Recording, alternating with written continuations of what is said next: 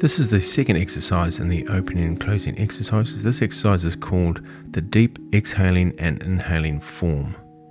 This exercise helps move the vital chi down to the dantian. The dantian is underneath your belly button, about 3 fingers underneath your belly button, and halfway between the front of your body and the back of your body. They call it our center, our physical center. Start in the same position as the deep, relaxing quiescent form, and bring our left hand on our tummy and our right hand over the top.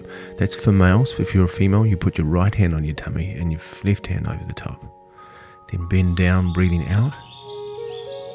Take a breath in and then stand up, holding your breath. Then breathe out again on the way down. Bend your knees and keep your back straight.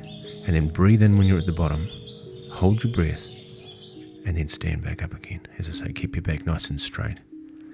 Tuck your pelvis underneath. Breathe out again on the way down. Long, slow, quiet breath. Take a full breath in. Hold your breath. And then stand back up again. And then relax and just breathe normally.